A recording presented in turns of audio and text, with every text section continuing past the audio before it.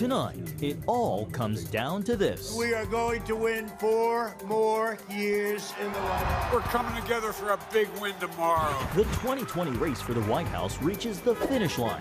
Who will be the next president of the United States, and when will we find out? And could there be a shift in the Senate balance of power? Democrats have found good challengers. They are well funded. Details of how a blue wave could form on Capitol Hill, and how the global pandemic is impacting the American election. All this and more tonight on Fake Nation.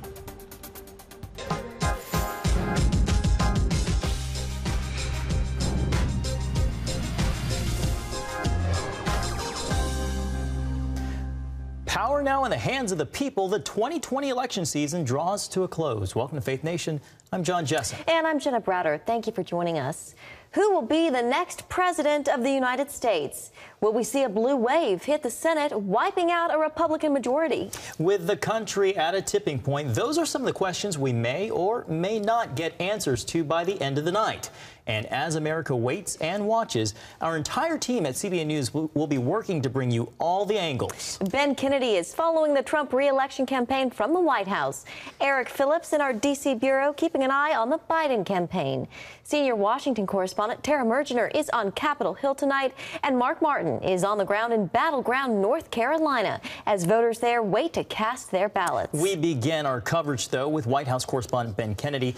President Trump has been crisscrossing the country, making stops in key battleground states with a mad dash to cross the finish line. Tonight, though, he is at the White House, and that's where Ben Kennedy is. Ben, how is the Trump campaign feeling tonight? Well, John and Jenna, President Trump says he feels good about his chances and is confident going into election night. As you guys were talking about, he's had a very aggressive campaign schedule. He says, quite frankly, he is not tired despite having 5 campaign rallies on Monday. Today, he pushed back on the Supreme Court ruling in Pennsylvania, allowing mail-in ballots up to 3 days after election night, as long as they are postmarked by today. Now, what that essentially means is it is unclear what day will have the final election results, that is, but President Trump says, you know what, that might not be the case. In fact, he says he might know tonight. I hear we're doing very well in Florida. We're doing very well in Arizona. We're doing incredibly well in Texas. Right here, the lines are amazing. The lines have been amazing. And I think we're going to have a great night. We're going to have a great night. And we're going to have, much more importantly, we're going to have a great 4 years. And President Trump said he is not thinking about an acceptance or concession speech. He said nothing has been written at this point. Tonight, he'll be right here behind me at the White House watching those election results as they come in. His campaign, too, is holding a bit of a gathering in the East Room. John, Jenna? All right, White House correspondent Ben Kennedy, thank you very much. Well, Joe Biden has framed his presidential campaign as a chance to restore the soul of America. And based on most nationwide polls, it's a message that has resonated with many Americans. CBN's Eric Phillips has been following the Biden campaign. Eric, how confident is the campaign as they cross the finish line? Well, John, Jenna, I would say the campaign is cautiously optimistic. Though most polls give the Biden-Harris ticket an advantage, staffers know there was a similar scenario 4 years ago with Hillary Clinton, and they're not taking anything for granted. The former vice president spoke to a crowd in Philly today. Everybody knows who Donald Trump is. We gotta love who we are. We choose hope over fear. We choose truth over lies. We choose science over fiction. We can take this. Of course, Pennsylvania and its 20 electoral votes are vital to both campaigns. It's why both candidates have been stumping so hard in the Keystone State, Philly being a big part of Biden's potential success. The former vice president had 2 of his granddaughters with him as he stumped today. He started off at St. Joseph's Church in Wilmington, Delaware, where he visited the grave of his son, Beau, then went on to his hometown of Scranton, Pennsylvania, then to Philly.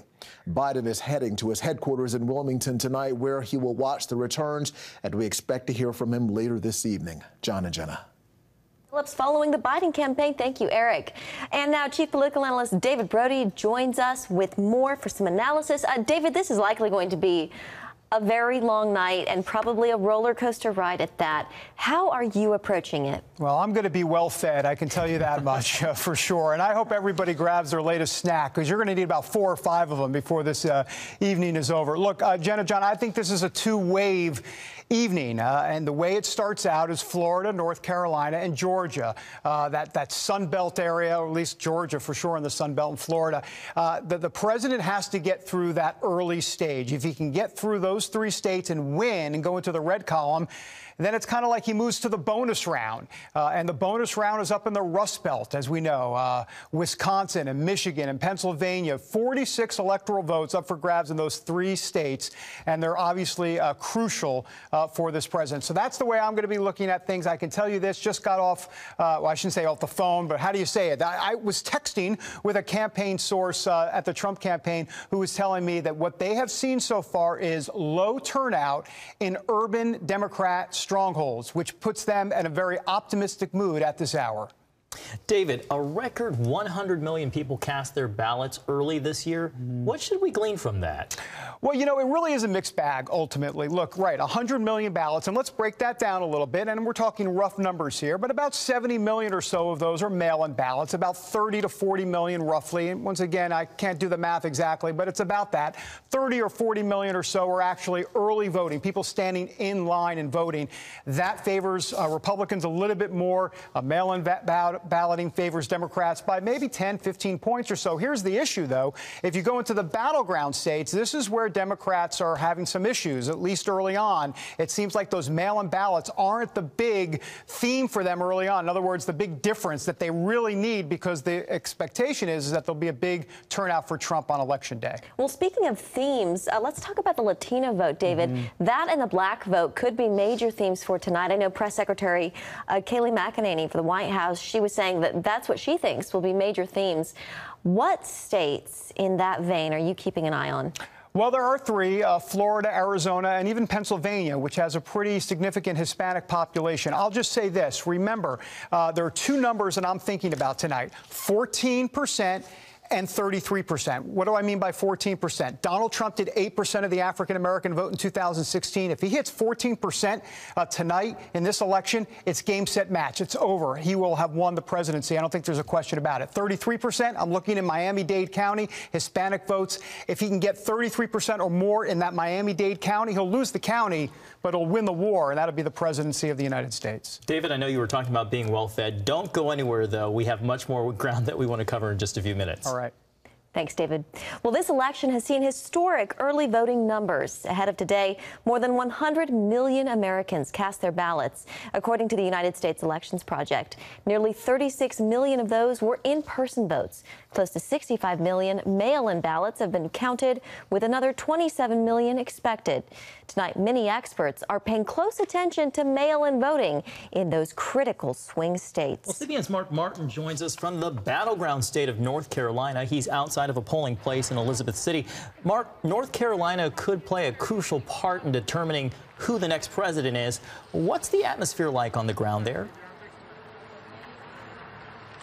Well, John and Jenna, right now it's very peaceful, and it's been that way much of the afternoon. No lines, people filing in one at a time, very peaceful. They've expanded the facility to accommodate for social distancing, so they're not seeing the lines. And I spoke with the director of elections here in Pasquotank County, Elizabeth City, and she said that 92% of the total voter count in the 2016 presidential election voted early, either in person or by mail. So again, to break that down with the numbers, around 16,000 people voted early in person or by mail, and that's 92% of the total voter count in the 2016 presidential election.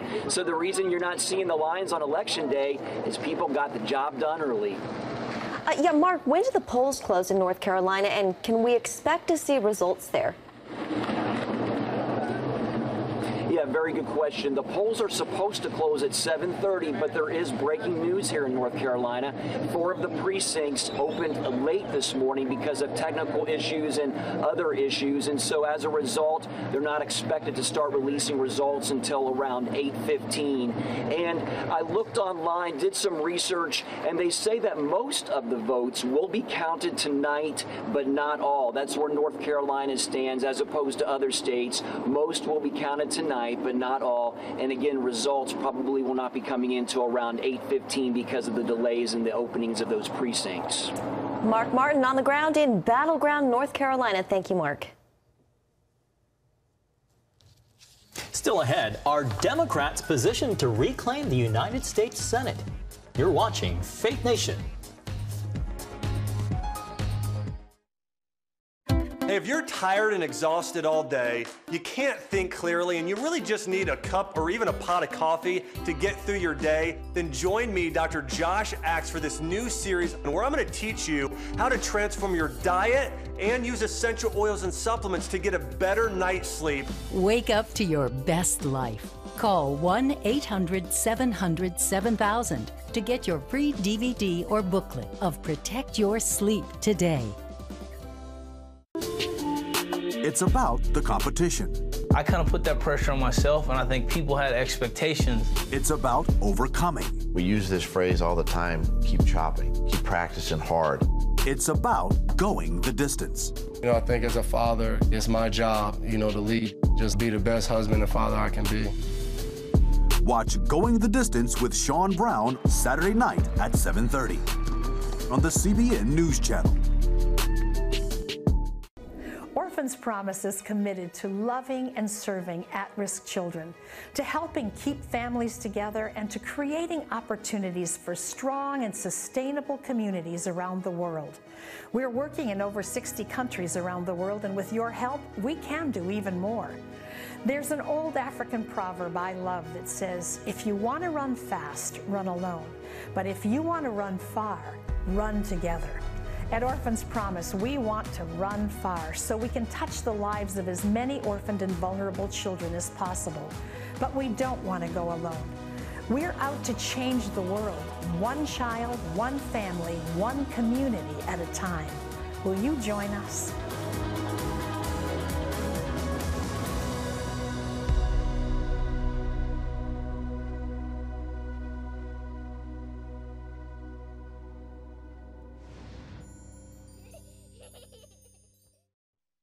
CBN News presents an election night special with live coverage starting at 7 p.m. Get updates on the campaigns, plus analysis on the shifting balance of power. Watch on the CBN News Channel or on the CBN News app. Welcome back. In the 2014 midterm election, the GOP wave swept Capitol Hill. Now in 2020, Democrats hope a similar outcome will give them the Senate majority. The party breakdown now stands at 47 Democrats, 53 Republicans. Democrats would need to net a total of 4 seats to hit that goal. Senior Washington correspondent Tara Mergener is on Capitol Hill tonight, keeping a close eye on some of the key races. Tara?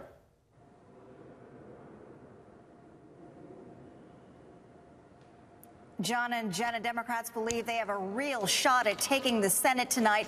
They've got 12 seats to defend compared to 23 for the GOP. The balance of power likely coming down to several key races.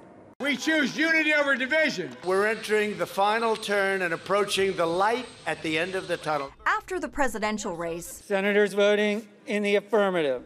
all eyes turn to the Senate. Donald Trump is an unconventional candidate. It's been a tap dance since Donald Trump got in office, and it may come back to haunt many of these senators in 2020. According to the Cook Political Report and others, Republican seats in Arizona and Colorado are now the most likely to flip. Only one governor has been convicted of violating state ethics laws. Even an ethics scandal involving the Democratic challenger did not help Cory Gardner pull ahead.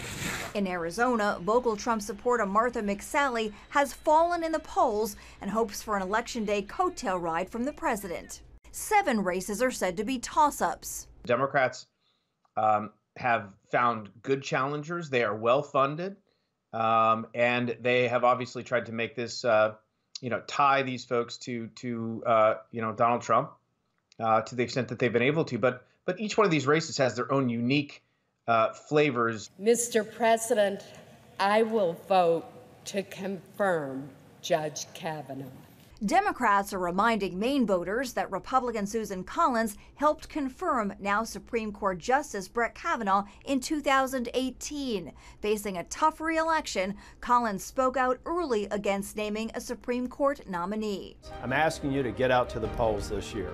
The race between North Carolina Republican Tom Tillis and Democrat Cal Cunningham is not only tight, my campaign is going to be a little different, but also the most expensive Senate contest, hitting $200 million spent on ads. There's no place in the world like Iowa. Early on, Joni Ernst was the one to beat in Iowa, but some believe defending the Trump administration's pandemic policies may have cost votes. Still, they absolutely cannot divorce themselves from President Trump because they need, these voters are going to turn out in droves to vote for President Trump. Thank you for the strongest economy of my lifetime. Lindsey Graham, who started off as one of the safest Republican incumbents in a state President Trump won big, is now in a dead heat to keep his seat. Pundits say Jamie Harrison's unique campaign style and tremendous fundraising advantage have made the difference. In Alabama, polls show Republican Tommy Tuberville poised to unseat Democrat incumbent Doug Jones. Tuberville, a former Auburn football coach, benefits from running in a major pro-Trump state and received the president's endorsement in the primary. We need to focus on what our economy really looks like. Michigan's Democrat incumbent Gary Peters crushed his Republican challenger in 2014. But polling numbers show this race against Republican John James, an Iraq War veteran, is a dead heat. While the election may appear to bode more blue, they don't have as good of a ground game as the Trump campaign and the Republicans. And so if the ground game translates for Trump in 2020, the conventional thinking is that it'll also help some of those senators in a ground game as well to get more voters.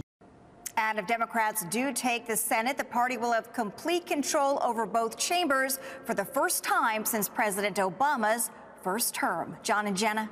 All right, thank you. That's CBN's Tara Mergener. And back again is CBN Chief Political Analyst David Brody, along with CBN News Senior Editor John Waggy. Well, gentlemen, as we just heard, Tara, Republicans have a tougher terrain, defending nearly twice as many seats. John, do you think it's likely we could see a Majority Leader Chuck Schumer after all the votes are counted? Well, John, I'm not picking that. I'm predicting that the Senate stays in GOP hands by the same margin that it is now, 53-47. But I do acknowledge that there are plenty of opportunities for the Democrats. I'm just not sure they're going to take advantage of the ones they need to take control. David, what races are you most keeping an eye on? Well, there's so many, Jenna, and the problem for Republicans is they're in so many tight battles across the country. It's funny. About a month ago, if you asked me this question, I would have said I'm looking at the Cory Gardner race. Now, forget that. I think he's done.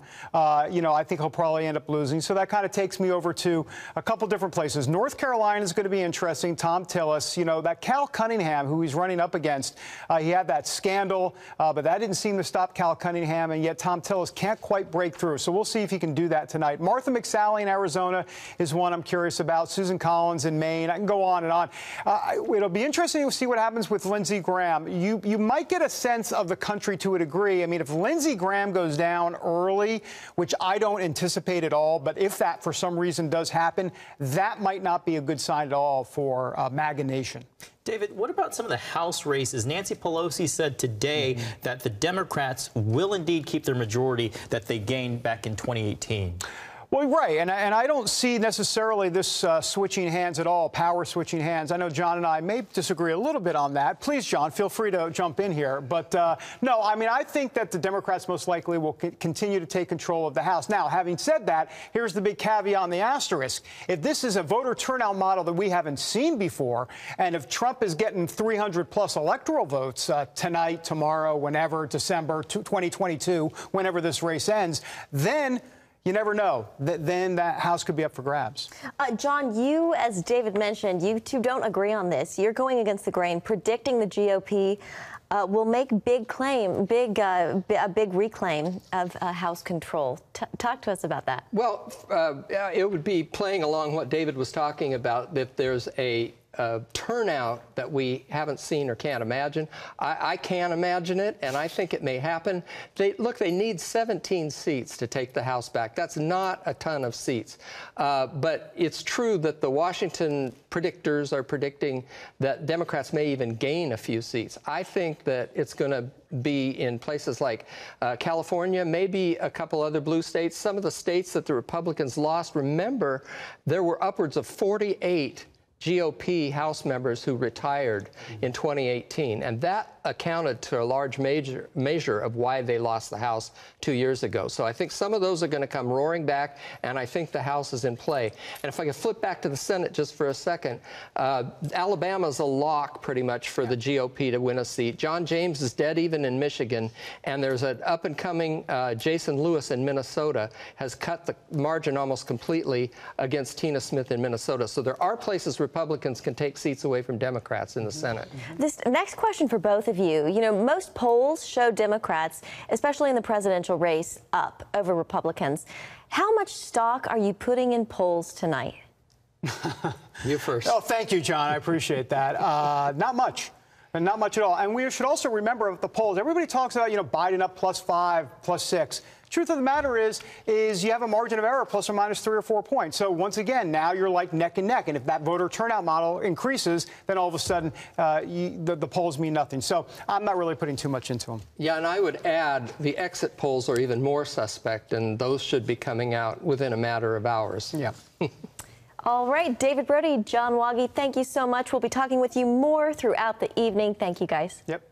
Thanks. And coming up, the pandemic and the polls, the COVID factor in the 2020 election.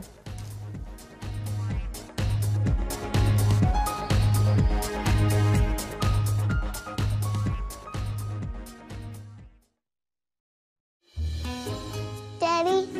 Yeah, buddy. How many nickels are in a dollar?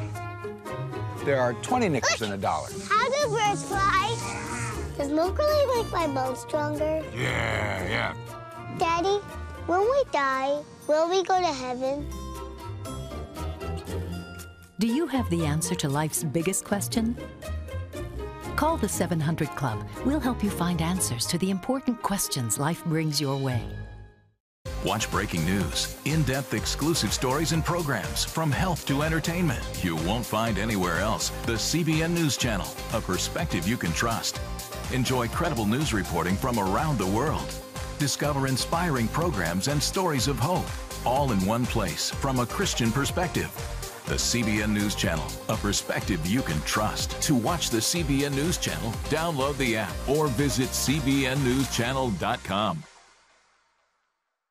Hello, I'm Dr. David Perlmutter, board-certified neurologist and #1 New York Times bestselling author. Wouldn't it be great to boost your energy, eliminate brain fog, and even reverse brain disease? Well, you can, and I'm going to show you how, along with some of the world's most well-respected brain experts in this DVD, Protect Your Brain. Get Protect Your Brain, a free DVD only from the Christian Broadcasting Network, featuring experts on the cutting edge of neuroscience and brain health. No matter how many times you've failed in the past, you really can do this. In Protect Your Brain, you'll discover simple strategies to keep your brain young and healthy.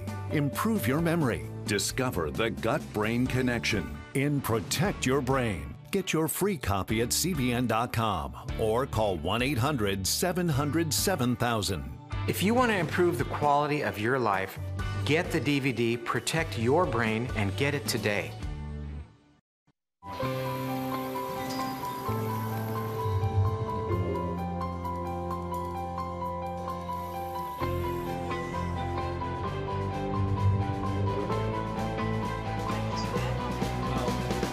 I am Region's first ROTC graduate student.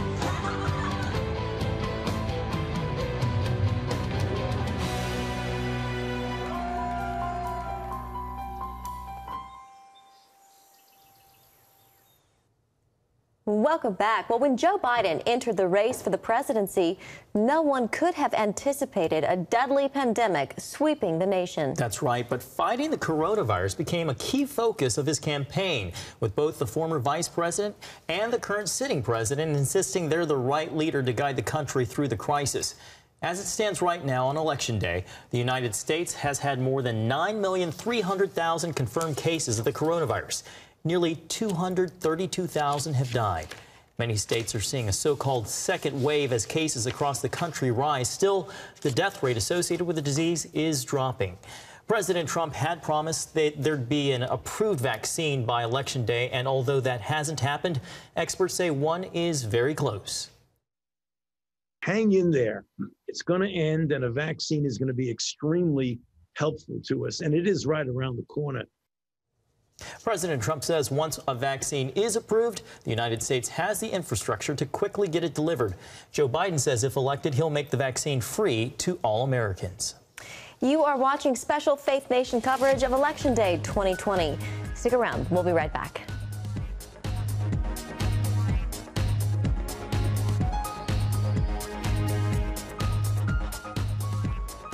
Eight years ago, my daughter called to say she was expecting our first grandchild. But I never actually heard her say that. And the first time my granddaughter called me Papa, I didn't hear that one either.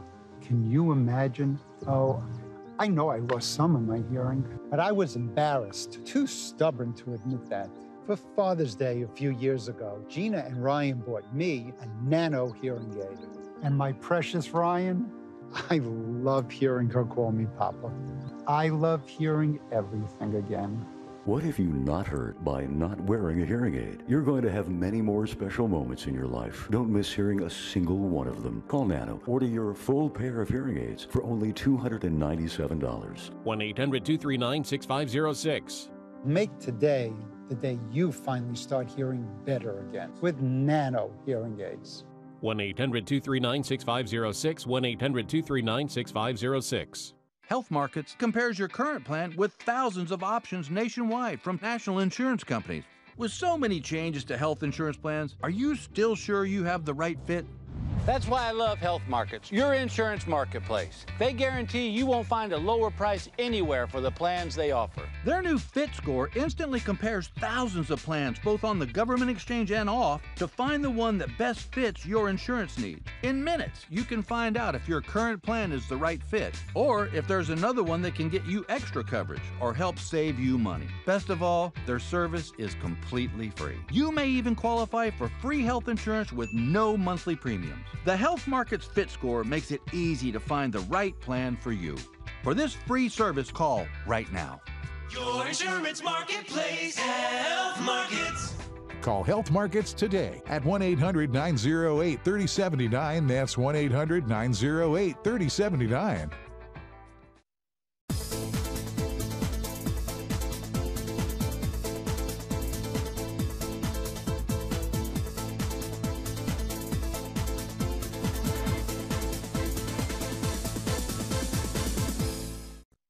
And finally tonight, we'd like to take the opportunity to once again invite you to join us for our special live election coverage. In just about a half hour at 7 p.m. Eastern, John and I will kick things off. David Brody will also be with us, breaking down the evening. And our CBN News team is spread out to cover all of the bases at the White House, on Capitol Hill, in our D.C. bureau, and in Israel.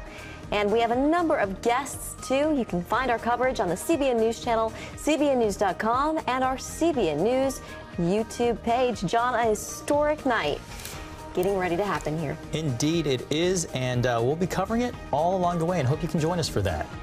We'll see you at 7.